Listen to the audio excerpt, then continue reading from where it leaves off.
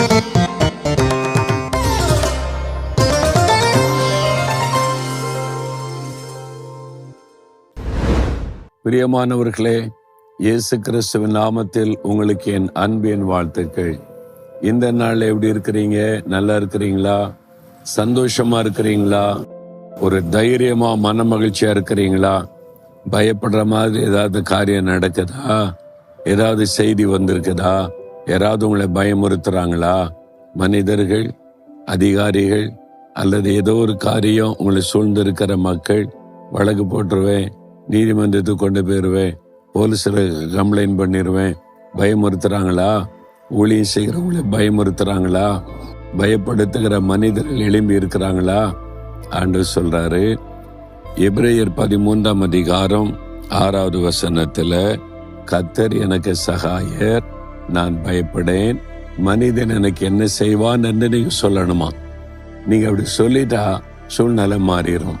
கர்த்தர் எனக்கு சகாயர், நான் பயப்படேன், மனுஷன் எனக்கு என்ன செய்வான், அப்படிதான் ஆண்டவர் சொல்லி கொடுத்திருக்கிறார். இந்த மனிதர்களால் வரக்கூடிய ஆபத்து, பயமுறுத்தல்கள் நம்முடைய வாழ்க்கையில வரத்தான் செய்யும். என்னுடைய இத்தனை வருஷ ஊழிய பாதையில ஆரம்ப காலத்திலிருந்தே பயமுறுத்தினாங்க. போலீஸ் ஸ்டேஷனுக்கு கூட்டு போனாங்க, வழக்கு போட்டாங்க. எதுக்கு? ஜபரை கட்டினதுக்கு.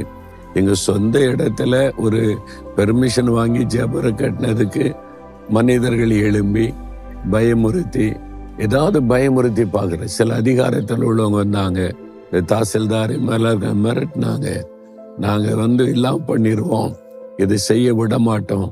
பயமுறுத்தல்கள், இந்த மாதிரி மனிதர்களால் வந்த பயமுறுத்தல்கள் நிறைய நான் பார்த்துருக்கிறேன். நிறைய பேர் இப்போ நேரில் வர பயந்து வீடியோவில் பயமுறுத்துவாங்க. பார்த்துருக்கீங்களா? வீடியோவில் உட்காந்து பேசி பயமுறுத்துவாங்க. நம்மளை எப்படியாவது பயப்படுத்தணும் அப்படின்றதான் சாத்தானுடைய நோக்கம். அதுக்கு மனிதர்களை எழுப்பி மனிதர்கள் மூலமாய் நமக்கு தீமை செய்ய பயமுறுத்தலை உண்டாக்குவோம். அப்ப என்ன செய்யறது? வீட்டுக்குள்ளே என்ன பயமுறுத்துறாங்க, என் மாமியாரை பார்த்து உன்னை என் மகனை விட்டு பிரிச்சிருவான்னு பயமுறுத்துறாங்க, பயமா இருக்குது. என் மருமகள் பயமுறுத்துறா, வீட்டை விட்டு வெளியாக்கிறவன்றா. வீட்டுக்குள்ளேயே பயமுறுத்துற மனுஷர்கள் இருக்காங்க. வேலை செய்யற இடத்துல, பிசினஸ் செய்யற இடத்துல, வசிக்கிற சூழ்நிலையில, எங்க போனாலும் இந்த மனிதர்கள் சிலர் பயமுறுத்துற ஆட்கள் எழும்பதான் செய்யறாங்க.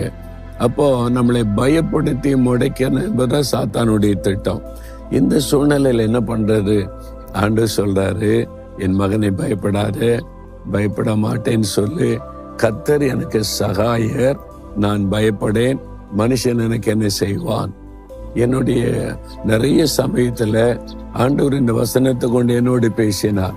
இது திரும்ப திரும்ப சொல்லுவேன், கர்த்தர் எனக்கு சகாயர், நான் பயப்பட மாட்டேன், மனுஷன் எனக்கு என்ன செய்வான். கர்த்தர் எனக்கு சகாயர், நான் பயப்பட மாட்டேன், மனுஷன் எனக்கு என்ன செய்வான். இது திரும்ப திரும்ப சொல்ல சொல்ல அந்த சாத்தானுடைய கிரியைகள் முடங்கி விடும். அந்த மனிதர்கள் அடங்கி விடுவாங்க, நம்ம விட்டு விலகி போயிடுவாங்க, அல்லது காணாமல் போயிடுவாங்க. ஆண்டவர் அற்புதமான மாற்றத்தை உண்டாக்கி விடுவார். நான் அதை பார்த்திருக்கிறேன். அப்ப நீங்க என்ன சொல்லணும்? யாரு உங்களை பயமுறுத்துறாங்களோ அவங்களை ஆண்டவருடைய சமூகத்துல வைத்து அவங்களை மன்னித்து ஜெபம் பண்ணிட்டு, ஆண்டவரே நீர் எனக்கு சகாயர், நான் பயப்பட மாட்டேன், இந்த மனுஷன் எனக்கு என்ன செய்ய முடியும் என்று சொல்லுங்க. உடனே மாற்றத்தை பார்ப்பீங்க. சொல்றீங்களா? அப்படி இருதயத்துல கை வைங்க. கர்த்தர் எனக்கு சகாயர், நான் பயப்பட மாட்டேன், மனுஷன் எனக்கு என்ன செய்வான். கர்த்தர் எனக்கு சகாயர், நான் பயப்பட மாட்டேன், மனுஷன் எனக்கு என்ன செய்வான். இயேசு கிறிஸ்துவின் நாமத்தில் ஆமேன், ஆமேன்.